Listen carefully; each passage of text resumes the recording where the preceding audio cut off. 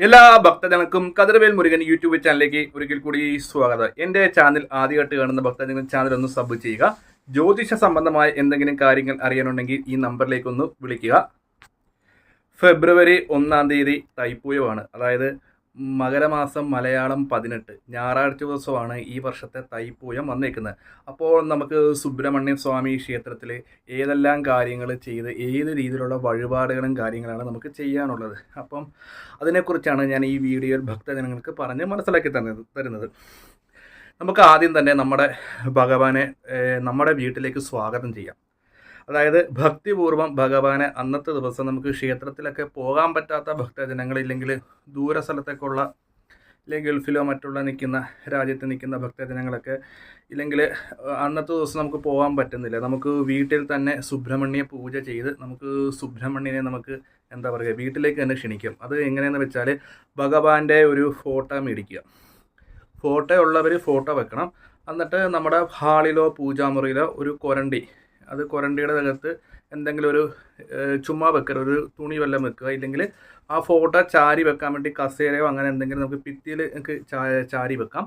എന്നിട്ട് ഭഗവാന്റെ ഫോട്ടോയുടെ മുമ്പിൽ നമ്മൾ ഒരു തൂഷനില, ആ തൂഷനിലയുടെ തുമ്പ് ഫോട്ടോയുടെ നേരെ വെച്ചിട്ട് എന്ത് ചെയ്യണം, അതായത് നമ്മൾ അവലിടുക. അതുപോലെ തന്നെ ഗണപതി ഉരുക്ക് അവലിട്ടതിന് ശേഷം നമ്മൾ ശർക്കര വെക്കുക. 7 നാലിപ്പൂവമ്പഴം തൊലി കളഞ്ഞ്, അതായത് പഴത്തിൻ്റെ ആ വെള്ളയിൽ ടച്ച് ചെയ്ത പഴത്തെ പിടിച്ചൊരു തൊലി മാത്രം ഒരെണ്ണം കളഞ്ഞിട്ട് അങ്ങനെ 7 എണ്ണം നിവർത്തി വെക്കുക. കൽക്കണ്ട, മുന്തിരിങ്ങ, നടുക്ക് ശർക്കര, അതായത് അവലിട്ട് മലരിട്ട്, അതെല്ലാവർക്കും അറിയാലോ. പിന്നെ ഒരു കാര്യം ശ്രദ്ധിക്കാനുള്ളത്, തേങ്ങ വെക്കുമ്പോൾ ഗണപതി ഭഗവാന് പൊട്ടിച്ച് വെള്ളം കളയാതെ വേണം അവലും മലരിൻ്റെ നടുക്കായിട്ട് നമ്മൾ വെക്കാൻ.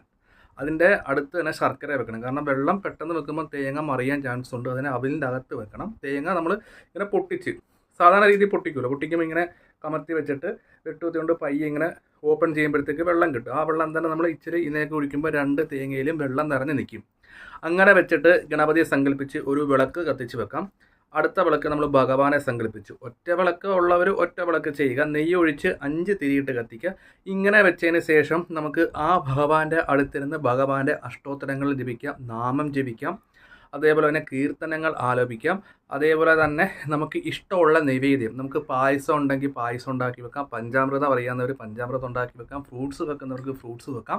ഇത് ഇങ്ങനെ ചെയ്യുന്നത് കൊണ്ട് സുബ്രഹ്മണ്യൻ്റെ അനുഗ്രഹത്താൽ ആ വീടിന് ഐശ്വര്യം ഉണ്ടാകും. ആഭിചാരദോഷവും മാറിക്കിട്ടും. സമ്പത്തുപരമായ എല്ലാ ഐശ്വര്യങ്ങളും ആ വീട്ടിലുണ്ടാകും. സാക്ഷാൽ സുബ്രഹ്മണ്യ ഭഗവാൻ തന്നെ നമ്മുടെ വീട്ടിലേക്ക് തീർച്ചയായിട്ടും നമ്മുടെ വീട്ടിലേക്ക് വരും. ഇത് ഭക്തിപൂർവ്വം വിശ്വാസപൂർവ്വം തന്നെ ഭക്തജനങ്ങൾ ചെയ്യുക. നമ്മുടെ ഭക്തിയാണ് അല്ലേ. നമ്മൾ നമ്മുടെ ഈശ്വരനെ വീട്ടിലേക്ക് അറിയാവുന്ന പോലെ പൂജാതി കാര്യങ്ങൾ പൂജകൾ ഞാൻ ചെയ്യുന്നത്, വിളക്ക് കത്തിച്ച് ഭഗവാന്റെ ഫോട്ടോ വേണമെങ്കിൽ നമുക്ക് ഉടയാട് ഉടുപ്പിക്കാം, ഇല്ലെങ്കിൽ മാല ഇടാം.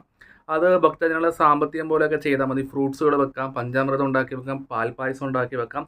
ഇതൊക്കെ നമ്മൾ ഭക്തി ചെയ്യുന്നത്. പാൽപ്പായസം സങ്കല്പിച്ച് നമ്മൾ ഉണ്ടാക്കി അവിടെ ഭഗവാന്റെ നടക്ക് എന്തെങ്കിലും ഒരു എടുക്കാത്ത പാത്രത്തിലോ ബൗൾസിലോ വല്ലോ കുപ്പി ബൗളിൽ വല്ലതും എടുത്ത് വെച്ചാൽ മതി.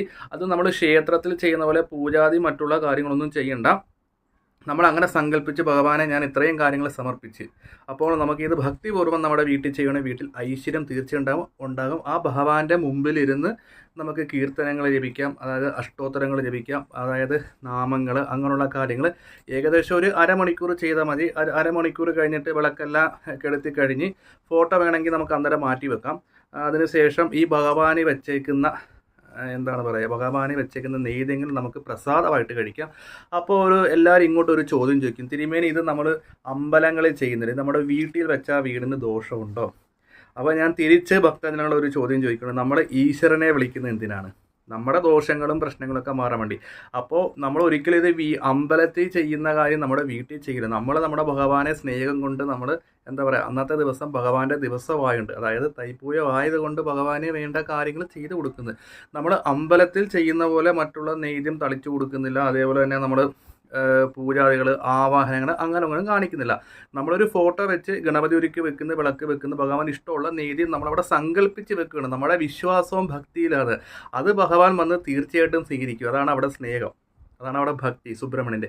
ഇത് ഇങ്ങനെ ചെയ്യുന്നവർക്ക് അവർ ഉദ്ദേശിക്കുന്ന കാര്യങ്ങൾ ആ ഒരു സമയത്ത് പറഞ്ഞാൽ തീർച്ചയായിട്ടും അടുത്ത തൈപ്പൂയത്തിനുള്ളിൽ നമുക്ക് സാധിച്ചു കിട്ടും. നമുക്ക് സ്വന്തമായിട്ട് വീട് കിട്ടും, കടബാധ്യതകൾ മാറും, ഭക്തജനങ്ങൾ ഉദ്ദേശിക്കുന്ന എല്ലാ നല്ല കാര്യങ്ങളും ഭഗവാൻ സുബ്രഹ്മണ്യ സ്വാമി തൈപ്പൂയം അന്ന് ദിവസം തന്നെ നമുക്ക് നടത്തിത്തരും.